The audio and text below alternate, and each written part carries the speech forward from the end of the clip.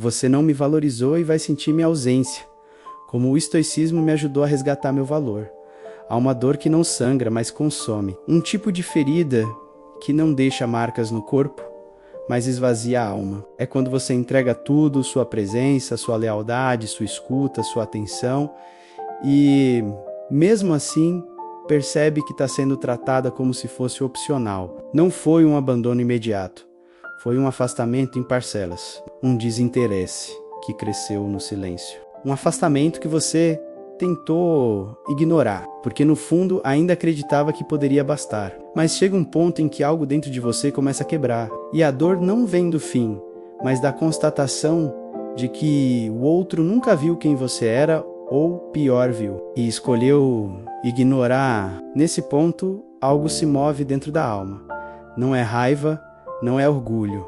É uma espécie de luto. O luto por ter investido tanto de si em alguém que nunca se dispôs a enxergar além da própria conveniência. Você começa a perceber que o problema não foi ter amado demais, mas ter acreditado que ao se doar por completo seria suficiente. Só que para quem não sabe receber, tudo é excesso. Foi aí que, em silêncio, comecei a recuar. Não como quem se vinga, mas como quem precisa sobreviver. Me afastei sem barulho, porque não queria mais gritar por valor onde só havia descaso. E nesse silêncio fui surpreendida, porque foi justamente na ausência que comecei a me ouvir pela primeira vez. Quando você para de lutar para ser vista, começa a enxergar a si mesma. E o que eu vi não foi fraqueza, como muitos pensam. Foi força. Uma força adormecida, negligenciada, silenciada por anos de tentativas de agradar, de manter, de sustentar relações desequilibradas. Foi nesse vazio que o estoicismo entrou, não como teoria, mas como sobrevivência. As palavras de Marco Aurélio começaram a ecoar como se fossem sussurros deixados para quando eu estivesse pronta. A alma permanece invencível, desde que não se rebaixa a si mesma. Eu havia me rebaixado tentando ser suficiente para quem não sabia sequer o que queria, e aquilo doía, mas também libertava, porque pela primeira vez eu percebia que a ausência não precisava ser castigo.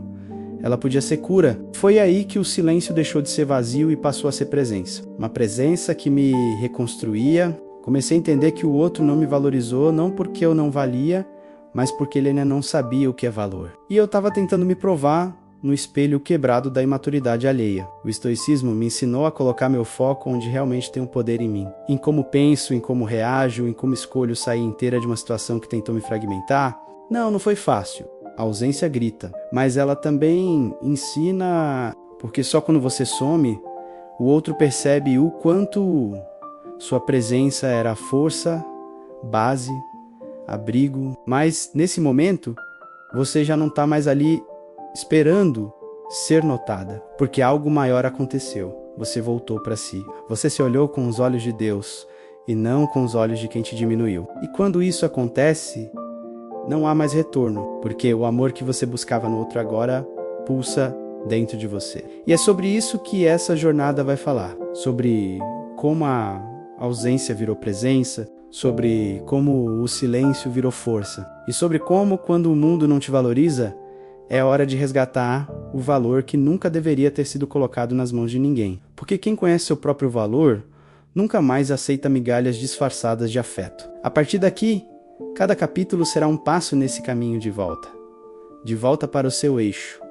de volta para a sua dignidade, de volta para o lugar onde sua presença não precisa implorar para ser notada menos porque ela se basta, porque ela sabe quem é e porque ela aprendeu que às vezes o maior ato de amor próprio é ir embora em silêncio. A dor de se sentir descartável. Existe uma dor silenciosa que nenhum remédio cura, nenhuma distração disfarça e nenhuma explicação racional consegue justificar. É a dor de se sentir descartável. Não porque você tenha deixado de amar, de cuidar, de se importar, mas porque o outro simplesmente parou de enxergar valor naquilo que você oferecia com tanto coração. É como se um livro que alguém já leu e agora deixa empoeirando na estante, como se tudo o que você é fosse apenas fase, apenas útil quando convém, apenas presença quando interessa. Você se dá por inteira, com sinceridade, com entrega, com aquela esperança infantil de que o bem que oferecemos será reconhecido. E, no entanto, o outro aprende a te ter como garantida. Passa a agir como se você sempre estivesse ali, independente do quanto te fere. E é nesse ciclo que a alma começa a se calar. Primeiro vem a negação. Você tenta entender, acha que é só uma fase, justifica o desinteresse alheio com as circunstâncias, culpa o cansaço, o estresse, o tempo. Depois vem a dúvida. Será que eu fiz algo errado? A mente começa a fabricar teorias para justificar o abandono. Você se apequena tentando manter algo que já se esvaziou, mas o pior não é o fim. O pior é esse limbo, onde você ainda está presente, mas já não é vista. Tá ali, mas não importa mais. O outro fala com você como se estivesse falando com qualquer um. Te escuta por obrigação, mas não ouve de verdade. Te responde sem alma, sem intenção, sem presença. Nesse ponto, algo se quebra por dentro. E não é o orgulho, é a esperança. A esperança de que ainda havia reciprocidade, de que ainda havia espaço. A esperança de que o amor bastaria. E quando essa esperança morre, nasce um vazio. Um buraco escuro onde antes existia alegria, leveza, cumplicidade. A sensação de ser descartável não vem só da ausência do outro. Vem da desconexão entre o que você oferece e o que é recebido. Vem de perceber que todo o esforço em ser luz para alguém que vive na sombra foi ignorado. E muitas vezes usado contra você, porque quem não tem maturidade emocional transforma sua entrega em fraqueza. E quem vive no ego interpreta sua constância como obrigação. Mas aqui começa o ponto de virada, porque é nesse abismo que o estoicismo começa a fazer sentido. Ele não vem com frases de efeito, ele não chega como teoria bonita. Ele surge como sobrevivência, como a única filosofia que não pede que o mundo te entenda, mas que você aprenda a se sustentar quando tudo desaba. Epicteto dizia: não é o que acontece com você, mas como você reage ao que acontece, que importa. E nesse momento, essa verdade corta como uma espada a menos, porque você percebe que tentar ser vista pelo outro é uma prisão, que sua liberdade está em parar de mendigar migalhas emocionais, que sua força está em se retirar, não por orgulho, mas por lucidez. Sim, dói perceber que para alguém você foi só um capítulo, mas é libertador entender que para si mesma você pode ser o livro inteiro. E essa percepção muda tudo, porque no fundo ninguém é descartável. O que acontece é que às vezes entregamos joias a quem só sabe lidar com bijuteria. Oferecemos profundidade a quem só sabe nadar em raso. Oferecemos verdade a quem vive de aparências. A dor de se sentir descartável revela muito mais sobre o outro do que sobre você. E é aí que o estoicismo te convida a voltar os olhos para dentro, a parar de buscar no olhar alheio a validação que só pode vir do seu próprio coração, a entender que seu valor não muda porque alguém falhou em reconhecê-lo, e principalmente a aceitar que o respeito que você deseja começa pelo respeito que você se oferece. Nesse silêncio em que tudo parece ruir, você começa a ouvir algo novo, uma voz interior que te sussurra: você merece ser escolhida. Não por insistência, mas por essência. E essa voz não vem do ego, vem da alma, vem de Deus. Vem da parte mais profunda de você, que sempre soube menos, mas foi ensinada a duvidar, que seu valor é inegociável.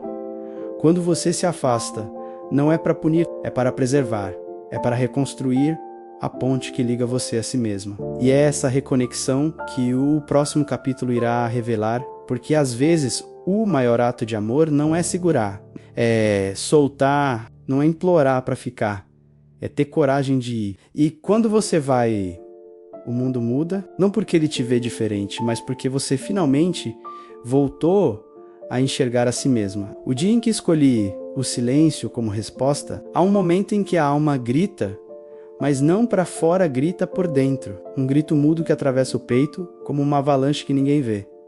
Foi nesse instante que eu entendi que a minha resposta não seria mais uma explicação, nem uma tentativa de convencer, nem uma última súplica. Seria o silêncio. Um silêncio denso, cheio de significados, que nenhuma palavra teria força para carregar. Não foi fácil, porque tudo em mim queria reagir, mostrar o quanto eu me sentia ferida, invisível, usada. Eu ensaiei respostas em pensamento. Frases diretas, dolorosas, certeiras, palavras afiadas que talvez fizessem o outro perceber o que estava perdendo. Mas não saíram. não por covardia, mas porque no fundo eu sabia que falar seria inútil, que qualquer palavra dita naquele momento seria jogada ao vento de uma escuta surda. E eu já tinha me cansado de falar com quem só ouve quando lhe convém. Então eu me calei, não com amargura, mas com firmeza. O silêncio não foi fuga, foi decisão, um pacto que eu fiz comigo mesmo. A partir dali, não me mendigaria mais escuta, nem atenção, nem consideração, porque a partir dali eu deixaria de responder para começar a me preservar. Esse silêncio me ensinou mais do que muitos livros, porque ele me obrigou a conviver comigo mesma sem distrações, a encarar de frente minhas carências, meus desejos de justiça imediata, minha vontade de ser reconhecida. O silêncio me fez perceber que boa parte da dor que eu sentia vinha da minha insistência em ser compreendida, por quem não estava disposto a compreender nem a si mesmo. Marco Aurélio dizia: a melhor vingança é não ser como o seu ofensor. Essa frase se tornou minha âncora, porque, sim, eu poderia ter revidado, poderia ter jogado verdades na cara, poderia ter cortado com a mesma frieza com que fui cortada, mas escolhi não ser igual, escolhi não me rebaixar ao mesmo nível emocional, escolhi manter a minha integridade, mesmo que isso custasse minha presença naquela relação. Foi nesse ponto que entendi a profundidade do estoicismo. Ele não é sobre sufocar emoções, é sobre dominá-las. Não é sobre não sentir, é sobre não ser escrava do que se sente. O silêncio, nesse contexto, não foi repressão, foi domínio sobre o impulso de querer ter a última palavra, sobre o ego ferido que exige explicações, sobre o orgulho que grita por justiça. Quando eu escolhi o silêncio, foi como se uma parte de mim morresse. A parte que ainda acreditava que talvez um dia o outro mudasse, mas junto com essa morte simbólica, algo novo nasceu. Uma presença diferente, uma força sutil que não vinha do mundo externo, mas de dentro, de Deus. Como se ele sussurrasse: agora que você se calou para o mundo, posso finalmente falar com você. E foi aí que a paz começou a brotar. Não uma paz eufórica, mas uma serenidade que não dependia mais do outro. Uma clareza que me dizia: você não está se afastando por fraqueza, está se recolhendo para se fortalecer.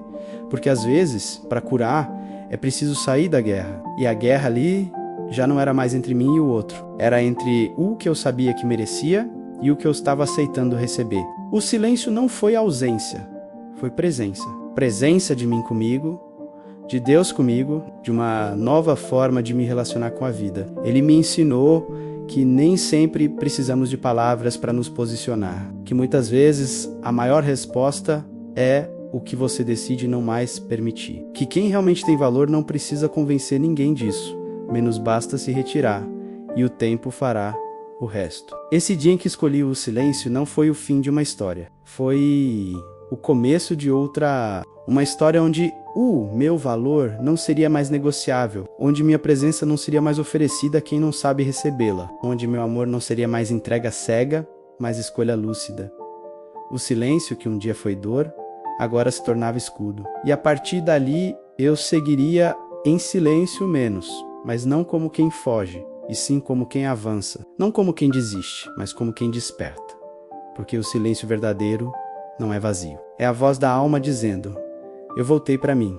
E era exatamente aí que minha reconstrução começava. O estoicismo entrou como um sussurro, né? Não foi um grito, nenhuma revelação celestial que me sacudiu do nada. O estoicismo não entrou na minha vida como uma tempestade, mas como um sussurro sutil no meio do meu caos interior. Foi numa noite em que eu não conseguia dormir, em que minha mente voltava em looping para as mesmas perguntas sem resposta. Por que não fui valorizada? Por que me esforcei tanto por alguém que me enxergava tão pouco? Por que o silêncio parecia ser o único retorno que eu recebia? Na tentativa de me distrair, abri um vídeo qualquer, um trecho de um livro antigo, e me deparei com uma frase de Epicteto: não é o que acontece com você, mas como você reage ao que acontece que importa. Aquilo me paralisou, não pela novidade, mas porque parecia que alguém, finalmente, estava me dando um norte que não dependia do outro.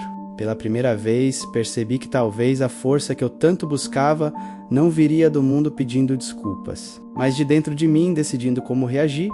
Continuei lendo. Marco Aurélio, Sêneca, Epicteto. Suas palavras eram diferentes de tudo que eu tinha ouvido nos últimos dias. Enquanto as pessoas ao meu redor tentavam me distrair, me animar ou até validar minha dor com frases prontas, aqueles antigos filósofos me faziam olhar para dentro e assumir responsabilidade pelo que eu estava sentindo. Não com culpa, mas com lucidez. Eles não negavam a dor, mas também não davam a ela o poder de me definir. Comecei a ver que minha desvalorização não era só culpa do outro. Havia sim um lugar dentro de mim que permitiu, que aceitou migalhas por medo de ficar sozinha. E o estoicismo, com sua frieza aparentemente racional, me deu o que eu mais precisava: clareza. Ele me disse, sem dizer, que eu não precisava ser amada por ninguém para ser inteira. Que eu não tinha controle sobre os sentimentos alheios, mas tinha total domínio sobre minha dignidade. Essa filosofia começou a habitar meus pensamentos em momentos de dor. Quando eu queria mandar uma mensagem só para ser notada, vinha a lembrança: você está buscando aprovação fora de si. Quando eu me perguntava se havia algo errado comigo, outra voz ecoava: você não controla o julgamento dos outros, mas pode controlar o valor que dá a si mesma. E assim, sem eu perceber, o estoicismo passou a ser minha oração racional, minha liturgia silenciosa de força. E o mais surpreendente, ele não me afastou de Deus. Ao contrário, uniu-se a ele. Enquanto a fé me dizia que Deus estava no controle de tudo, o estoicismo me lembrava que eu estava no controle de mim. Um me dava esperança, o outro me dava disciplina. Um me acolhia, o outro me treinava. Juntos, fé e razão começaram a moldar uma nova versão de mim. Uma mulher que chora, mas continua firme. Que sente falta, mas não se arrasta. Que ama, mas sabe se retirar com elegância. Foi aí que entendi o que o silêncio já tinha me preparado. Que a verdadeira força não é barulhenta. Ela é silenciosa, quase imperceptível, como uma armadura invisível que veste o coração e protege a alma. O estoicismo me mostrou que eu não precisava fazer alarde para provar meu valor. Bastava manter minha presença alinhada à minha verdade. E é curioso como, à medida que eu me fortalecia interiormente, o mundo lá fora começava a responder de outra forma. As ausências que antes me doíam já não importavam tanto. As respostas que eu tanto esperava já não tinham mais peso, porque eu deixei de viver na expectativa do que o outro faria e comecei a viver com base no que eu escolhia ser. O estoicismo me ensinou que não é sobre ter razão, é sobre ter paz. Que não é sobre vencer debates, mas vencer a si mesma menos todos os dias, quando a vontade de ceder ao orgulho, ao medo ou à carência bate à porta. E nesse caminho comecei a descobrir uma liberdade que eu nunca tinha experimentado antes. A liberdade de não precisar ser vista para existir, de não precisar ser escolhida para me sentir amada. A liberdade de simplesmente ser. Esse sussurro estoico que entrou quase despercebido na minha dor, transformou-se em bússola. Uma bússola que aponta sempre para o mesmo lugar, a serenidade. Não aquela fingida que tenta mostrar força o tempo todo, mas a verdadeira que aceita o que não pode mudar e escolhe com dignidade o que sim pode transformar, o próprio coração. Você não controla o outro, só a si mesmo. Essa frase parecia simples demais para o peso que eu carregava no peito, mas foi justamente na sua simplicidade que a verdade me atravessou. Eu não controlo o outro, não controlo o que ele sente, o que ele faz, o que ele escolhe. E por mais que isso doa, é justamente nessa ausência de controle que começa a minha liberdade. Porque enquanto eu tentava encontrar segurança nos gestos do outro, eu me esquecia de onde realmente estava o meu poder, assim, na minha resposta,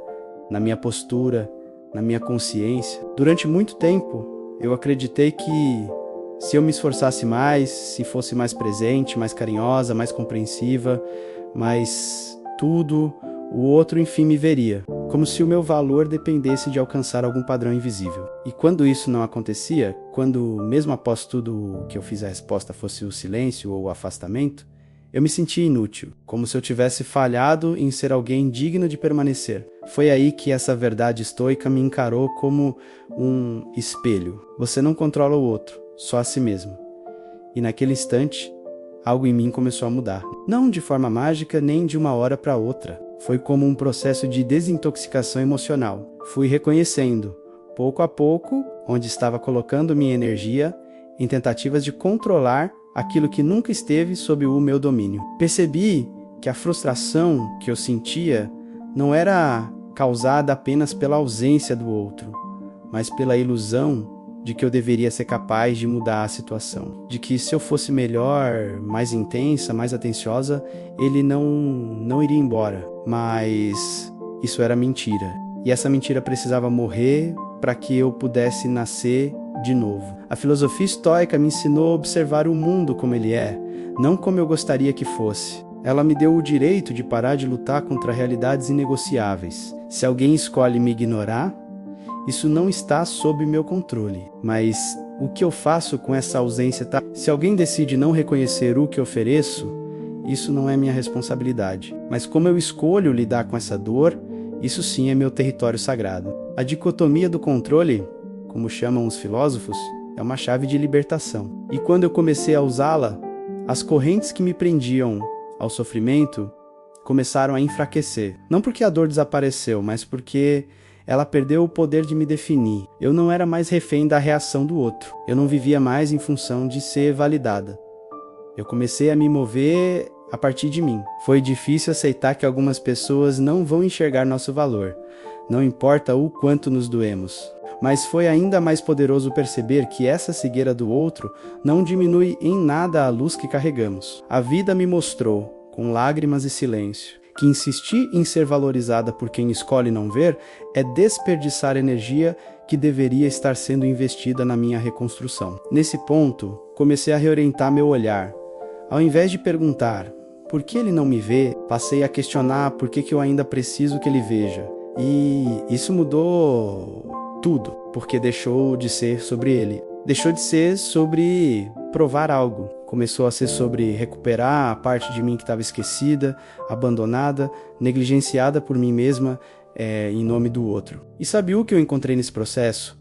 Uma serenidade nova, uma firmeza silenciosa. Como se a dor, ao ser reconhecida sem fuga, desse lugar a uma sabedoria tranquila, não mais reativa, não mais ansiosa por respostas, mas enraizada como uma árvore que entende que não precisa correr atrás da chuva, menos ela simplesmente permanece firme e quando a chuva vem, ela floresce. Mas se não vem, ela ainda está ali, viva, sólida, inteira. Ao entender que eu só controlo a mim, comecei a experimentar algo raro, paz, a paz de não precisar manipular, agradar ou implorar, a paz de ser quem sou, mesmo sem aplausos, a paz de colocar limites sem raiva, a paz de me retirar sem gritar, a paz de continuar amando sem me perder. O estoicismo me ensinou que existe uma força imensa em aceitar o que não se pode mudar e investir essa força no que realmente importa, minha postura, meu olhar, meu coração, porque é aí que reside a minha liberdade. É aí que mora meu valor. Não em convencer alguém a ficar, mas em me tornar alguém que não precisa mais mendigar a presença para se sentir viva. E talvez seja essa a revolução mais profunda. Parar de tentar controlar o outro e começar de fato a dominar a si mesma. Porque o amor próprio não grita, eles se mostram escolhas silenciosas, consistentes, poderosas, a ausência como forma de amor próprio. A ausência nem sempre é uma fuga, às vezes é a mais profunda declaração de amor próprio. Ausentar-se de quem não nos valoriza, de quem não escuta, de quem insiste em nos tratar como uma presença garantida, não é um ato de raiva, é um ato de sobrevivência emocional. É a maneira mais silenciosa, mais firme de dizer, eu me escolho. Por muito tempo me ensinaram que amor é permanência, que sair é desistir, que se afastar é fraqueza. Mas a verdade é que há uma força quase divina no ato de se retirar, porque não é qualquer um que consegue sair de onde está sendo ignorado e ainda assim permanecer inteiro. É preciso coragem para se ausentar não por vingança, mas por preservação. Eu me ausentei, não bati portas, não fiz discursos, apenas me retirei, porque naquele momento percebi que minha presença havia se tornado invisível. E não há nada mais doloroso do que estar em um lugar onde sua existência já não causa impacto, onde sua voz não reverbera, onde seus gestos são recebidos com indiferença.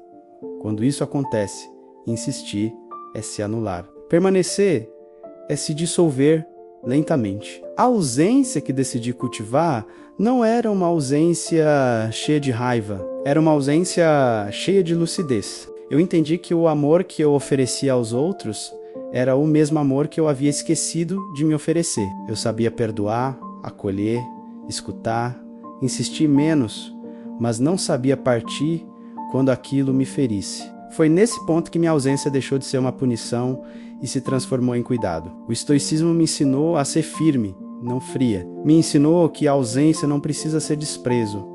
Pode ser respeito, pode ser discernimento. Ausentar-se, muitas vezes, é criar espaço para que o outro perceba que você não é eterna, que sua companhia não é um direito automático, que sua entrega tem um limite e que quando esse limite é ultrapassado, você sabe proteger seu próprio templo. A ausência, quando nasce do amor próprio, se torna um portal, um chamado para dentro. Foi nesse silêncio que eu me escutei de verdade pela primeira vez. Eu me perguntei, por que insisto em oferecer o melhor de mim para quem não sabe nem o que fazer com isso? E a resposta veio em forma de lágrima, porque no fundo eu ainda acreditava que ser suficiente dependia da resposta do outro. Mas não depende. Minha ausência também me revelou o quanto eu mesmo estava carente da minha própria presença. Eu me perdi tanto em fazer dar certo, em manter o outro perto, em evitar o fim, que me esqueci de me olhar nos olhos. De perguntar, você tá feliz aqui? Tá sendo honrada aqui? Tá crescendo aqui? A resposta muitas vezes era um não abafado. E eu ignorava, por medo, por apego, por esperança, até que decidi não mais silenciar essa voz interna. E foi justamente quando me ausentei que comecei a me reencontrar. Voltar para mim foi um processo delicado. Exigia firmeza, exigia abrir mão da ilusão de controle, exigia suportar o eco da saudade. Mas aos poucos percebi que a saudade que eu sentia não era só do outro, era principalmente de mim. Da mulher que um dia acreditava em si, que não implorava atenção, que se bastava mesmo nas tempestades. A ausência também ensinou ao outro algo que palavras não poderiam ensinar, que presença não é garantida, que o amor pode ser imenso, mas não é incondicional, no sentido de suportar tudo sem fim. A ausência ensina sem gritar, ela educa pelo vazio. E muitas vezes é só quando deixamos de estar que o outro começa a perceber o quanto estávamos ali. Mas essa percepção do outro já não era a minha prioridade, porque algo mais importante havia acontecido. Eu havia me escolhido, eu havia me resgatado. E essa reconexão comigo era o que sustentava a minha nova presença, não mais em busca de ser vista, mas ancorada em ser inteira. Minha ausência havia me ensinado a ser suficiente para mim mesma. E, assim, comecei a entender que o amor próprio não é um discurso bonito, é uma prática. E uma das formas mais difíceis e poderosas dessa prática é saber a hora de ir, não por orgulho, mas por respeito. Não por raiva, mas por lucidez. Não para punir o outro, mas para se curar. Hoje, minha ausência é sagrada. Não carrego culpa por ela, porque sei que foi ela que me devolveu a mim. Sei que foi ela que me ensinou a dizer não, sem precisar explicar. Sei que foi ela que me deu espaço para ouvir Deus, não o Deus do medo e da cobrança, mas o Deus do cuidado, da verdade, da integridade. O Deus que sussurra: filha, você não precisa se abandonar para ser amada. E essa voz, essa presença que só se ouve no silêncio, me lembrou que amor próprio também é se retirar. É fechar a porta com gentileza. É seguir em frente sem virar refém da esperança. É aceitar que o outro pode até sentir sua ausência, mas quem mais vai sentir sua presença menos de agora em diante é você mesma. A libertação de não precisar mais ser vista. Chega um momento em que a busca desesperada por ser vista se torna insuportável. Não porque o desejo de ser reconhecida desapareça de uma hora para outra, mas porque ele começa a parecer pequeno diante da verdade que desperta. Quem precisa constantemente ser validada pelo outro ainda não aprendeu a se enxergar de verdade. Essa percepção corta fundo, mas também cura, porque no instante em que você entende isso, começa a se libertar da necessidade mais destrutiva de todas, a de provar que merece amor. Durante muito tempo, a ausência de atenção me fazia duvidar do meu próprio valor. Cada vez que minhas palavras eram ignoradas, cada vez que meu esforço era minimizado, cada vez que eu era esquecido em segundo plano, uma parte de mim se perguntava: o que mais eu preciso fazer para que me enxerguem? A resposta nunca vinha, e foi nesse silêncio que percebi algo doloroso. Eu estava me moldando à cegueira do outro. Eu me vesti com as cores que o outro gostava, falei do jeito que não incomodasse, recalquei minhas necessidades para não parecer exigente. Fiz silêncio quando deveria ter dito basta. E tudo isso acreditando que um dia o outro me veria, que de repente ele despertaria e diria: agora eu percebo quem você é. Mas esse dia não chegou.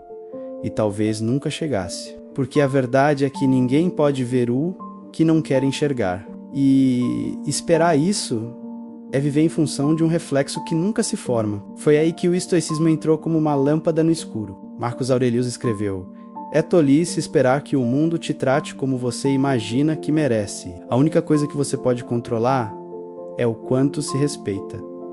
Essa frase me atingiu como uma revelação. Eu estava esperando que o outro me reconhecesse para só então reconhecer a mim mesma. E isso é colocar sua dignidade nas mãos de alguém que pode simplesmente não saber o que fazer com ela. A libertação começou quando parei de pedir para ser vista. Quando parei de implorar por respostas, por reações, por confirmações, quando percebi que cada tentativa de ser notada era, na verdade, mais uma forma de me abandonar. Porque toda vez que você força a sua presença no espaço de alguém que te ignora, você se ausenta de si, você se torna ausente da sua própria verdade, da sua própria luz. E quando essa chave vira, algo extraordinário acontece. Você começa a perceber que já não precisa mais ser vista para existir.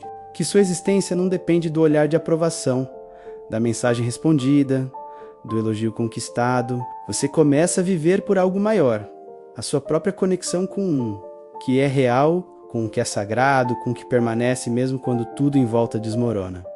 Foi nesse ponto que comecei a me tornar inteira. Não porque me tornei indiferente, mas porque a indiferença alheia deixou de ter o poder de me quebrar. Eu podia estar em silêncio, sozinha, distante, e ainda assim me sentir completa. Porque quem se vê de verdade não precisa mais ser vista por ninguém. Quem se honra por dentro não implora mais por reconhecimento por fora. E foi nessa nova presença que experimentei um tipo de paz que eu nem sabia que existia. Uma paz que nasce quando você percebe que não está mais tentando provar nada, que não está mais competindo por atenção, que não está mais se justificando, se explicando, se curvando para caber em espaços pequenos demais para a grandeza da sua alma. Essa paz, ela não é passividade, é força. É a força de quem escolheu se bastar, de quem decidiu não mais sangrar por migalhas de atenção, de quem entendeu que às vezes o outro não vê você, não porque você não brilha, mas porque ele está cego pela própria imaturidade. E isso não é mais um problema seu. A partir daí, comecei a caminhar diferente. Meus passos deixaram de ser guiados pela esperança de ser notada e passaram a ser guiados pela firmeza de estar inteira. Eu não precisava mais ser vista, eu já me via. E isso era suficiente, porque no centro dessa nova presença havia algo que antes eu não conhecia, o respeito por mim mesma. Respeito esse que se manifestava no silêncio, nas escolhas, na disciplina de não voltar atrás só porque alguém finalmente começou a sentir minha falta, porque a verdadeira libertação não é ser reconhecida tarde demais, é não depender mais desse reconhecimento. Hoje, se alguém me vê, tudo bem. Se não vê, tudo bem também, porque o que me sustenta agora não é o reflexo do outro, mas a clareza que carrego dentro de mim. A ausência do olhar do outro deixou de ser um buraco, passou a ser espaço para crescer, para florescer, para construir algo que não oscila conforme a vontade alheia.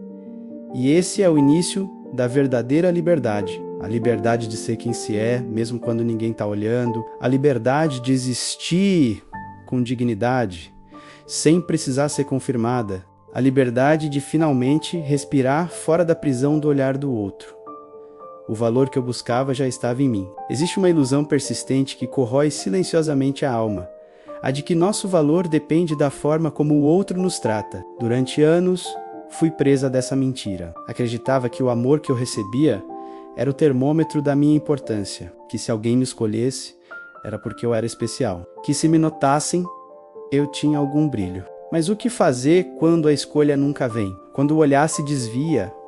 Quando a atenção é dada a outra pessoa? Quando o seu melhor é retribuído com silêncio ou descaso. Foi nessa dor que eu percebi o quanto estava pedindo para o mundo me mostrar algo que deveria ter sido meu desde o início, a consciência do meu próprio valor. No auge do abandono emocional, algo me sacudiu por dentro. Uma frase lida ao acaso, uma reflexão estoica simples, mas devastadora. Você é uma alma pequena ou está apenas esquecida de si? A pergunta ecoou como um sussurro firme vindo do alto. E eu comecei a questionar. Quem fui antes de precisar tanto da validação do outro? O que havia em mim que me fazia acreditar que só era digna se alguém confirmasse isso de fora? A resposta veio em partes, em lágrimas, em silêncios, em longas conversas com Deus, e aos poucos eu fui me lembrando que meu valor não nasceu no momento em que fui desejada. Ele nasceu comigo. Ele está no fôlego da vida que me foi dada, no chamado silencioso que cada manhã sussurra quando abro os olhos. Está na minha capacidade de sentir, de amar, de resistir, de criar beleza mesmo em meio ao caos. Meu valor não foi perdido. Ele foi apenas esquecido, sufocado sob as expectativas alheias. O estoicismo me ensinou que o que é verdadeiramente meu não depende de ninguém. Marcos Aurelius dizia que a fonte da felicidade e da dignidade está em viver em conformidade com a própria natureza, menos com integridade, com virtude, com clareza de propósito. E essa natureza não muda porque alguém me ignorou. Não se rebaixa porque fui rejeitada. Pelo contrário, às vezes é na rejeição que ela desperta com mais força. Porque é quando o mundo não me oferece aplausos que descubro se minha alma sabe dançar sozinha. Comecei a praticar isso em silêncio. Todos os dias me olhava no espelho e tentava enxergar além da superfície. Além das olheiras, do cansaço, da tristeza acumulada. Tentava olhar para mim como Deus me olha, sem pressa, sem comparação, sem crítica, apenas com presença. E nesse exercício um milagre começou a acontecer. Eu comecei a me ver não como alguém quebrada, mas como alguém que estava em reconstrução. Não como alguém descartável, mas como alguém que finalmente havia deixado de se abandonar. Foi aí que compreendi uma verdade poderosa. Quem não se valoriza é facilmente confundida com alguém sem valor. Não porque realmente não tenha menos, mas porque transmite ao mundo, com suas atitudes, a mensagem de que aceita pouco, de que não merece mais, de que está disposta a negociar sua dignidade por um pouco de atenção, e o mundo responde a isso com o mesmo nível de respeito que você demonstra ter por si mesmo. Então, eu parei de correr atrás, parei de me justificar, parei de tentar convencer alguém a me escolher. E não foi orgulho, foi amor próprio. Foi discernimento, foi amadurecimento, porque percebi que o esforço de ser vista estava me cegando para a única coisa que realmente importava, o meu próprio olhar interior. E nesse reencontro comigo mesma, uma nova força nasceu, uma força tranquila, sem gritos, sem exigências, uma força que não precisava mais provar nada para ninguém. Porque quando você reconhece o que carrega dentro de si, você começa a andar com a cabeça erguida, não em desafio, mas em reverência à própria existência. E esse respeito muda tudo, muda a maneira como você fala, como você anda, como você decide, como você ama. Não preciso mais ser escolhida para me sentir digna, porque fui criada com dignidade. Não preciso mais ser aceita para me sentir inteira, porque a minha inteireza é responsabilidade minha. E ela cresce quando cuido dela, quando silencio para me ouvir, quando me perdoo, quando me abraço, quando recuso aquilo que diminui minha luz. O valor que eu buscava fora sempre esteve dentro. E agora ele se manifesta não como arrogância, mas como clareza, não como imposição, mas como presença, não como necessidade de ser aplaudida, mas como certeza de que minha alma já carrega em si a assinatura divina que me faz suficiente. Quem entende isso não implora, não disputa, não suplica, apenas vive, inteira, serena, conectada. Porque o mundo pode até não ver menos, mas Deus sempre viu. O silêncio se tornou poder, não ausência. No início, o silêncio era um grito engasgado. Era ausência involuntária. Era dor comprimida entre os dentes, olhos úmidos e garganta fechada. Eu me calava não porque era forte, mas porque não sabia mais o que dizer, o que explicar, o que justificar, Havia dentro de mim um eco que não encontrava a resposta do outro lado. Então, o silêncio virou abrigo. Um lugar onde eu podia existir sem me expor à ferida da indiferença. Mas, com o tempo, algo mudou. O silêncio deixou de ser vazio e começou a pulsar como uma presença viva. Comecei a perceber que não responder era, na verdade, uma resposta completa. Que não correr atrás era por si só uma afirmação poderosa de quem eu havia me tornado. E que o silêncio, longe de ser uma ausência fraca, era uma presença forte, uma escolha firme, uma postura que gritava sem elevar a voz. O estoicismo me ensinou isso, que a verdadeira força não está em se impor ao mundo, mas em dominar a si mesmo. Epicteto dizia: as circunstâncias não fazem o homem, apenas o revelam a si mesmo. E foi exatamente isso que vivi. Quando parei de implorar para ser ouvida, comecei a escutar a minha própria alma. Quando deixei de tentar explicar minha dor, comecei a compreendê-la. E quando finalmente me calei por dentro, Deus falou. O silêncio, então, virou um altar, um lugar sagrado onde me reconectava com a parte mais íntegra de mim. Aqui não precisa provar nada. Aqui não depende do reconhecimento externo. Aqui está alinhada com a essência do que sou. Uma alma em construção, mas já inteira na sua dignidade. É curioso como o mundo interpreta o silêncio. Muitos o veem como fraqueza, como covardia, como omissão. Mas só quem já gritou até não ter mais voz entende o valor de simplesmente não reagir. Porque o verdadeiro poder está na escolha de não repetir o ciclo, de não espelhar a frieza com frieza, de não responder agressão com agressividade. Está na capacidade de ser a pausa onde o outro esperava barulho, a serenidade onde o outro queria tumulto. E foi nesse novo silêncio que comecei a andar diferente, com passos mais leves, mas mais firmes, com palavras mais raras, mas mais verdadeiras, com um olhar mais calmo, mas mais profundo. Porque quem se reergueu do abandono já não se curva mais para conquistar atenção, e quem transformou o silêncio em abrigo, transforma a ausência em poder. Foi nesse silêncio que o outro começou a sentir minha ausência, não porque eu tivesse desaparecido, mas porque minha presença deixou de implorar. E quando você deixa de implorar, o outro precisa pela primeira vez encarar a si mesmo, porque sua ausência se transforma em espelho, e nem todos estão prontos para se ver. O silêncio, hoje, é meu escudo, meu filtro, minha oração contínua. Ele não me isola, me fortalece. Ele não afasta, seleciona. Ele não esconde, revela. E, principalmente, ele não espera a resposta, porque a resposta já foi dada. Eu me escolhi.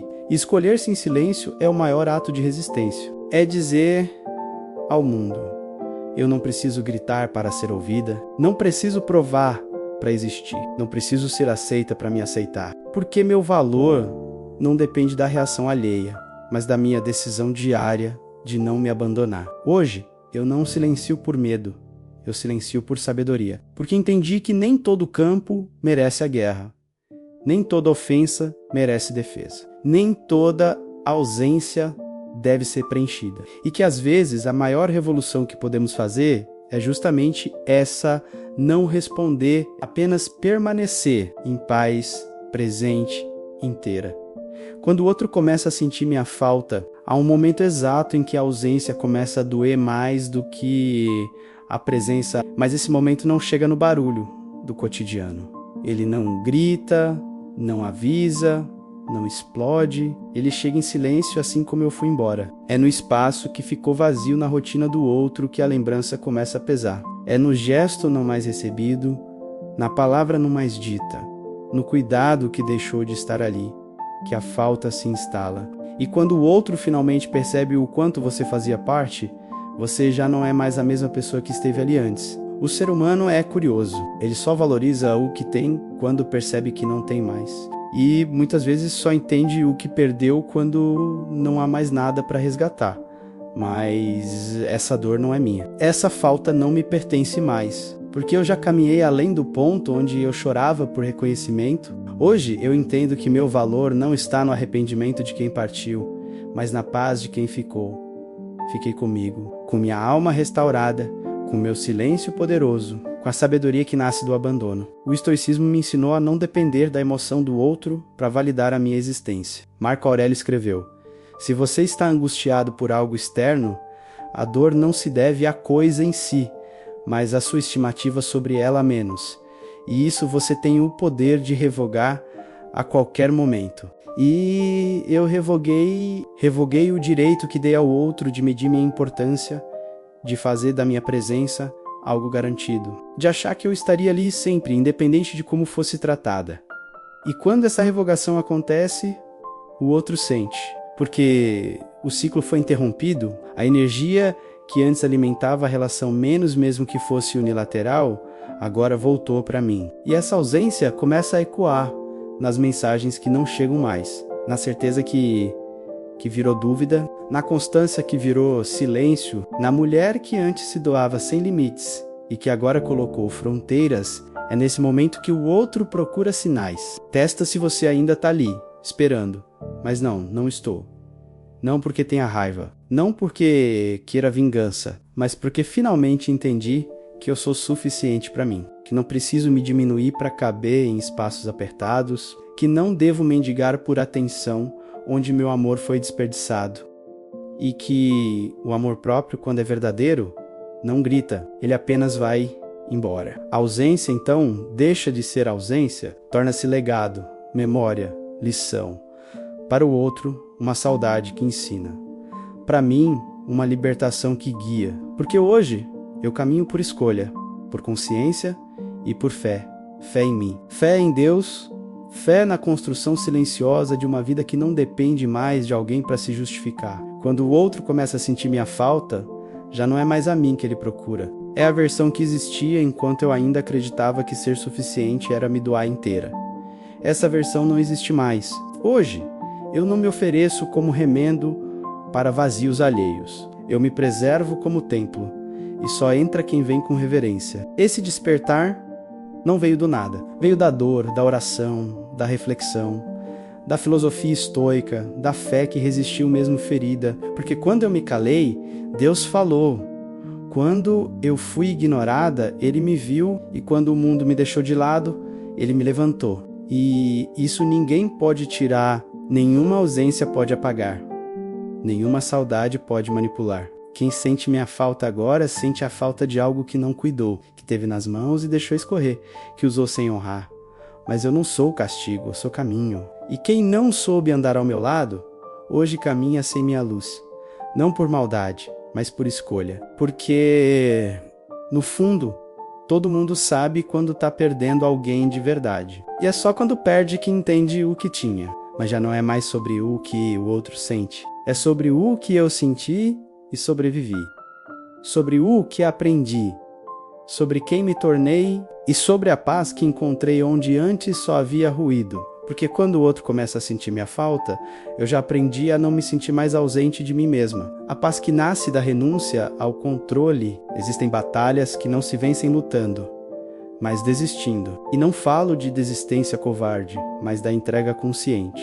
Da decisão sábia de soltar o que nunca foi seu para controlar. Por muito tempo eu tentei manter as rédeas de tudo dos sentimentos do outro, da percepção alheia sobre mim, dos desfechos que imaginava como ideais. Me esforcei para provar meu valor, para garantir presença, para ser vista com os olhos que eu mesma não usava para me enxergar. Mas nada é mais exaustivo do que tentar controlar o incontrolável. A ideia de controle é sedutora. Ela nos dá uma falsa sensação de segurança, como se ao prever, calcular e conduzir tudo, a dor não pudesse nos tocar. Mas a vida não se curva ao nosso planejamento. As pessoas não se moldam à nossa necessidade. O coração do outro não responde à nossa expectativa. E quanto mais tentamos manipular o externo, mais perdemos o eixo interno. Foi nesse ponto que o estoicismo me encontrou, não com promessas de sucesso imediato, mas com verdades duras e libertadoras.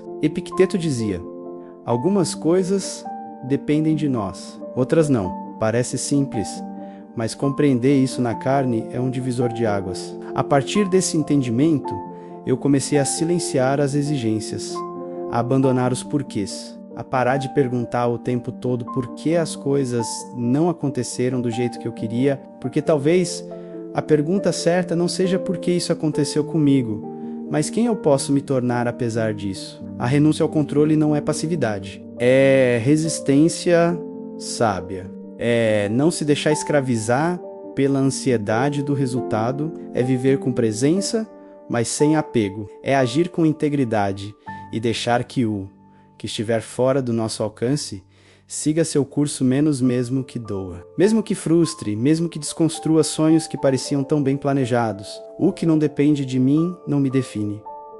O que não posso mudar não deve me adoecer. E foi nesse abandono que nasceu minha paz. Quando deixei de querer que o outro me valorizasse, percebi que eu já era valiosa. Quando parei de exigir reconhecimento, comecei a reconhecer a mim mesma. Quando parei de lutar por reciprocidade forçada, encontrei liberdade interior, porque no fundo toda insistência que nasce do medo de perder vem da ausência de si, e quem se reencontra não insiste mais em permanecer onde não é visto. A fé também me ensinou isso. A espiritualidade verdadeira não é feita de tentativas de convencer Deus a agir como queremos, mas de confiança no tempo e na sabedoria dele.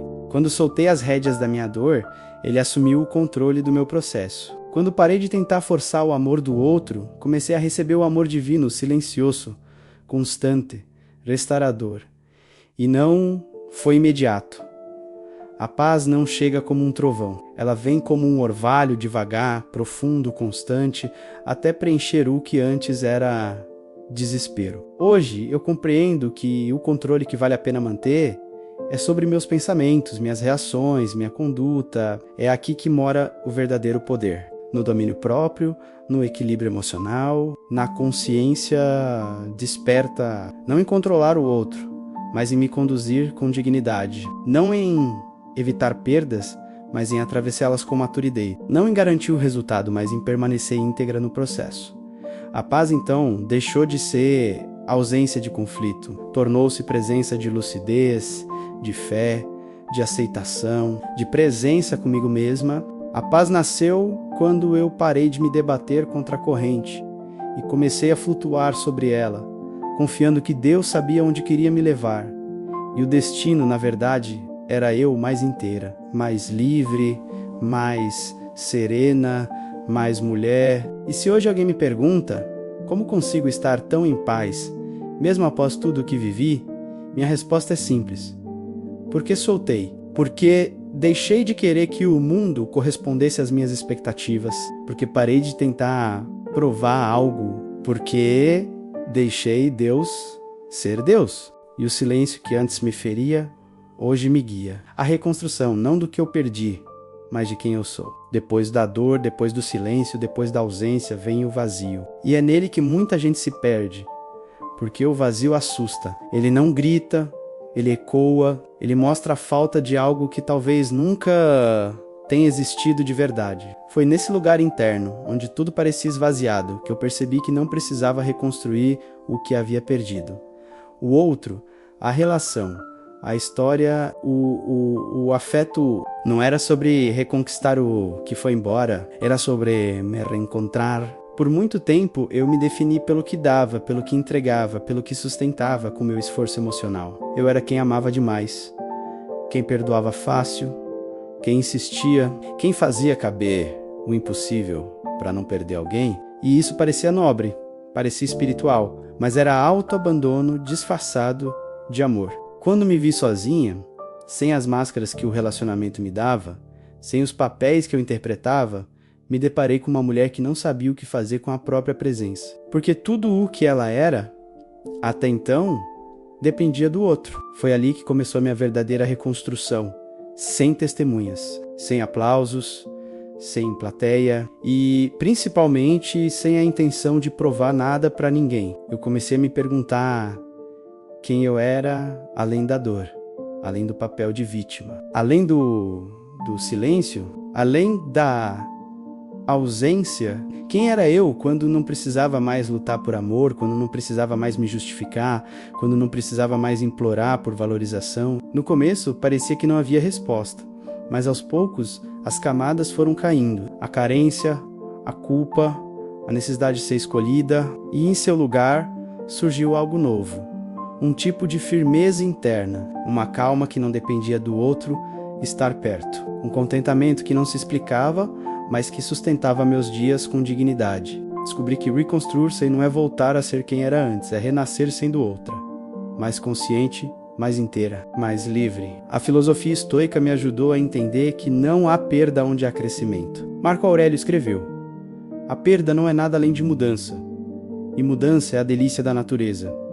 Essa frase me acompanhou por semanas. Eu a repetia em voz baixa sempre que sentia saudade do que não deveria voltar. Sempre que pensava em recuar, sempre que o medo queria me convencer de que seria mais fácil aceitar migalhas do que aprender a me nutrir sozinha. Porque reconstruir-se exige coragem, exige paciência, exige disciplina. Mas acima de tudo, exige verdade. E a verdade é que a mulher que eu era antes da dor talvez estivesse apenas sobrevivendo, né? Reagindo à vida, pulando de expectativa em expectativa, esperando que alguém a completasse. Já a mulher que começou a nascer dentro da dor não queria mais complementos. Queria integridade, queria alinhamento entre pensamento, emoção e ação.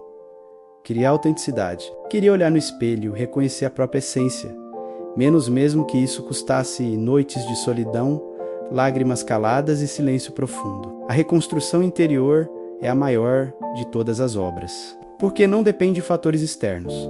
Não precisa de validação, não exige que o outro peça desculpas. Não se baseia na justiça do mundo, mas na decisão pessoal de ser alguém melhor, apesar do que fizeram com você. Eu entendi que não poderia mudar o passado, mas poderia honrá-lo, não com saudade, mas com transformação. Não com amargura, mas com sabedoria. E foi isso que comecei a fazer. A cada manhã, eu reconstruía meu valor ao me respeitar. A cada não que eu dava, um pedaço da nova mulher se solidificava. A cada vez que eu escolhia o silêncio, ao invés da reatividade, eu subia mais um degrau na escada da minha nova identidade. Não era sobre mostrar para o outro o que ele perdeu, era sobre não me perder de novo. Era sobre construir algo tão forte dentro de mim que nenhuma ausência futura teria mais o poder de me quebrar.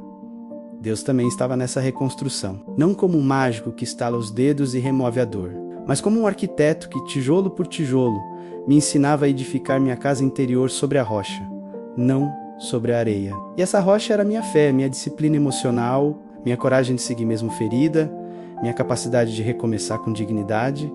Hoje eu não sou quem fui, e isso é uma bênção, porque aquela versão de mim merecia descanso. Ela lutou demais. Agora, quem habita meu corpo é alguém que sabe onde pisa, que conhece o próprio valor e que não precisa mais mendigar amor para se sentir viva. A reconstrução aconteceu e ela não tem data de validade, porque uma vez erguida de dentro para fora, nenhuma tempestade derruba o que foi construído com verdade. O novo amor que cultivo o meu próprio. Depois de me reconstruir, percebi que ainda faltava algo, porque o silêncio já não doía. A ausência do outro já não causava feridas abertas.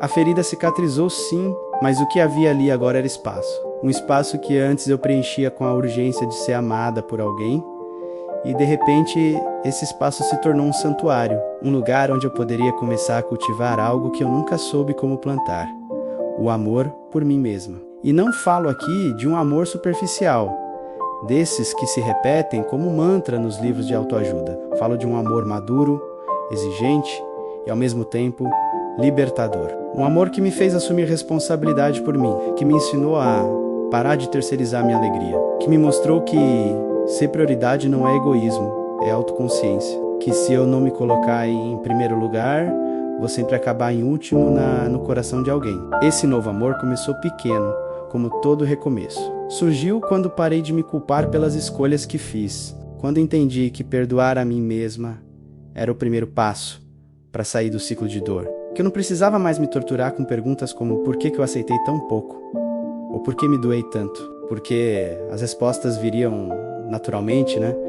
No ritmo da minha cura. E enquanto elas não vinham, eu podia simplesmente me abraçar. Comecei a cultivar esse amor nos detalhes. Quando recusei conversar com quem só me procurava quando era conveniente, quando fechei a porta para promessas vazias, quando escolhi ficar em casa comigo mesma, ao invés de correr atrás de alguém para não me sentir só, quando tirei um tempo para ouvir o que meu corpo e minha alma queriam dizer.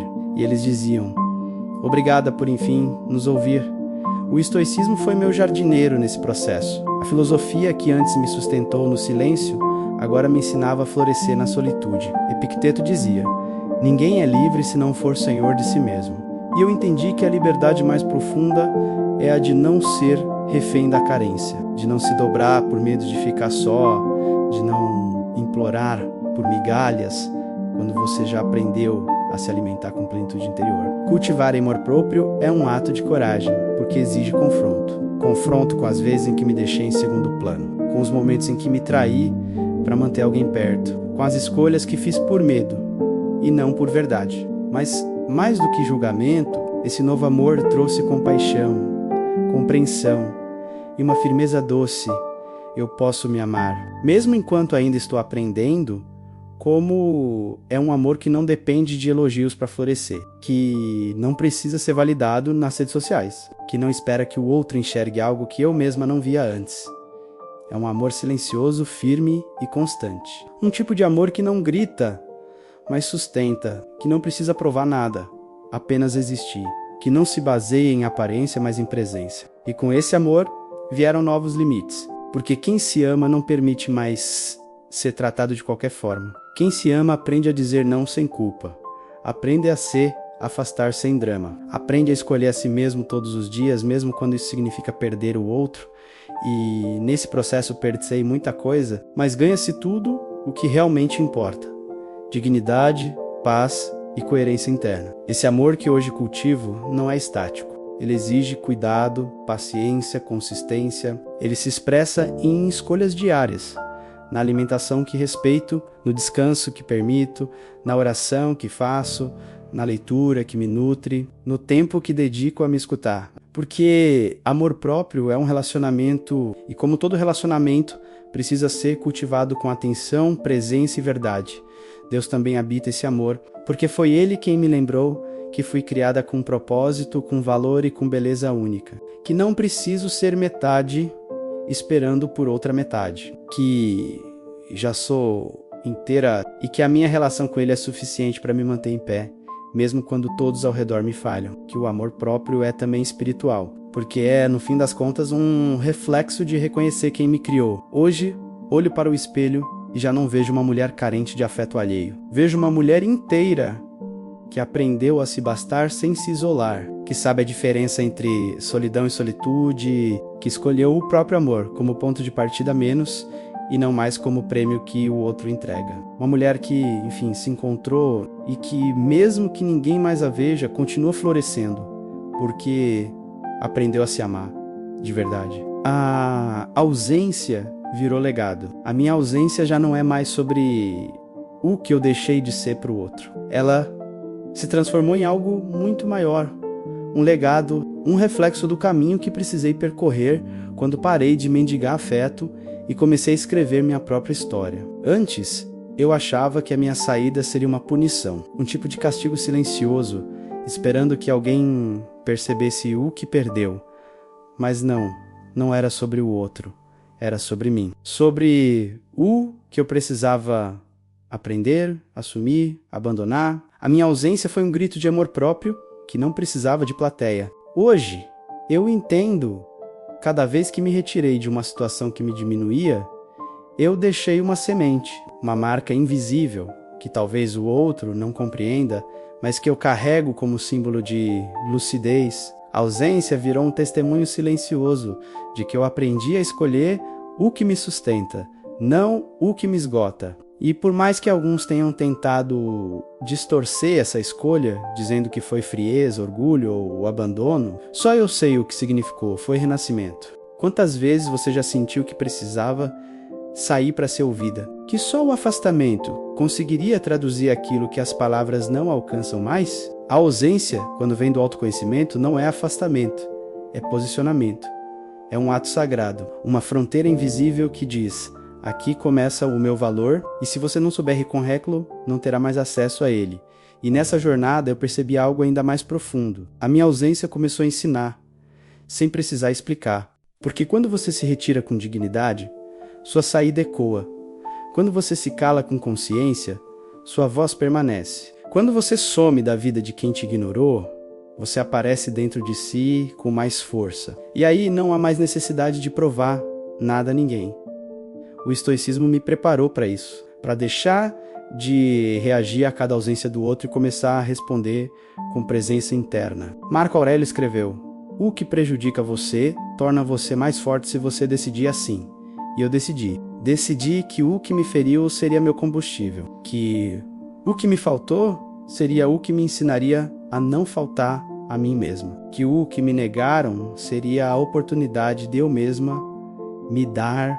Não se trata de se vingar com o silêncio, isso ainda seria estar presa ao outro.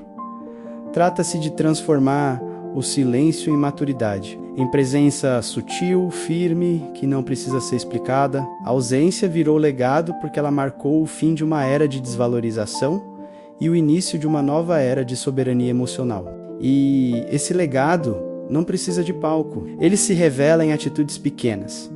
Quando escolho não responder provocações, quando mantenho minha paz, mesmo quando querem guerra, quando sigo em frente sem virar a cabeça para ver se o outro tá olhando, porque no fundo já não importa se tá. O que importa é que eu estou inteira, presente, centrada. O silêncio da minha ausência deixou perguntas no ar, e talvez um dia elas sejam respondidas, mas não por mim, porque quem precisa aprender com minha ausência não precisa das minhas explicações, precisa do meu vácuo. E isso por si só já ensina.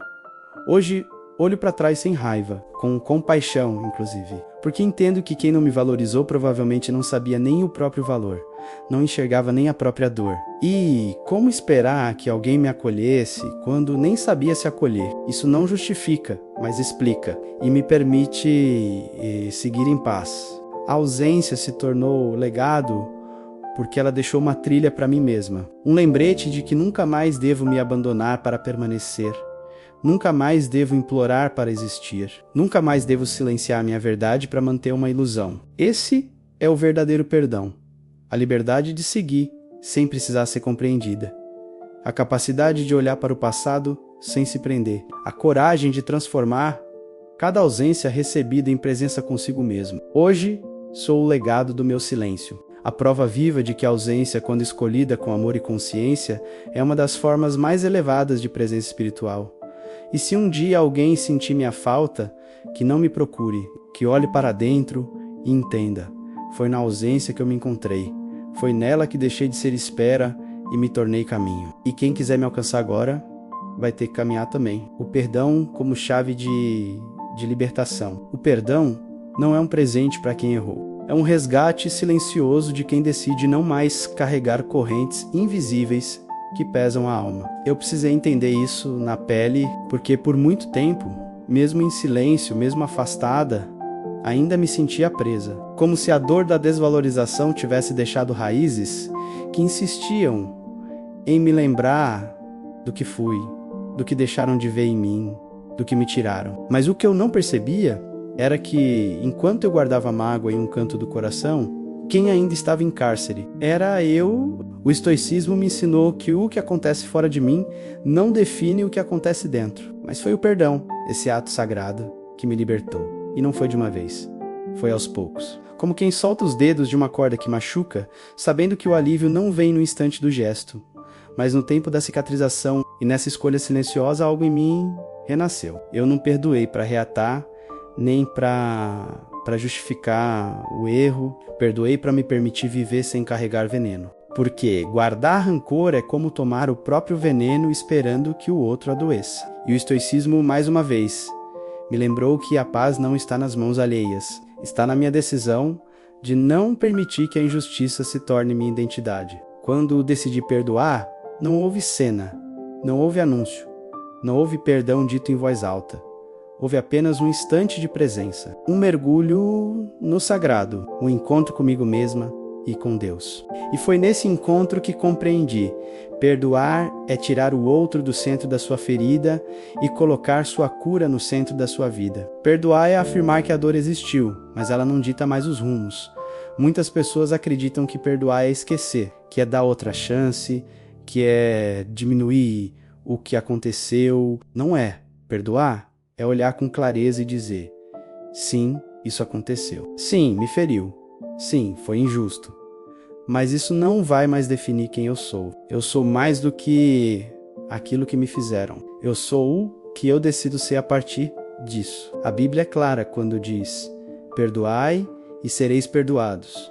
Mas por muito tempo eu achava que era uma exigência moral, um peso divino. Hoje entendo que é uma promessa de libertação, porque ao perdoar, não sou eu quem faz favor ao outro. Sou eu quem se liberta da prisão da mágoa, do ciclo da vingança, da repetição da dor.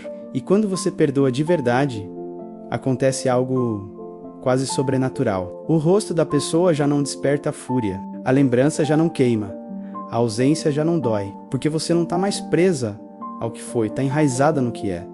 E nesse lugar de verdade, Deus opera, o Espírito consola, a alma respira. Perdoar é um ato de coragem, é assumir a responsabilidade pelo que você carrega, mesmo que não tenha sido você quem quebrou. É limpar a própria casa interior, mesmo que quem sujou tenha ido embora sem olhar para trás. E isso exige fé, exige confiança de que Deus está cuidando da justiça que você decidiu não fazer com as próprias mãos. Hoje eu caminho leve, não porque nada me feriu, mas porque eu não sou mais refém das feridas. Elas se tornaram marcas de guerra, mas também medalhas de superação. E cada vez que o passado tenta sussurrar de novo, eu respondo com firmeza: eu já perdoei. E nesse perdão, eu me libertei. Se você também carrega uma dor, uma traição, uma ausência que nunca foi explicada, eu te convido a refletir. Até quando você vai se definir por aquilo que te machucou? Até quando vai deixar que a história que te feriu continue sendo escrita por mãos alheias? O perdão é a chave, a única capaz de destrancar a cela onde você se trancou para sobreviver. Mas agora não se trata mais de sobreviver. Se trata de viver com plenitude, com presença, com força. E para isso, você vai precisar abrir mão da dor, soltar o passado, honrar sua história não pela dor que carrega, mas pela escolha de não ser mais escrava dela. Esse é o último ato. A última página, a última lição, e talvez a mais libertadora de todas: o perdão não muda o que aconteceu, mas transforma quem você é depois disso.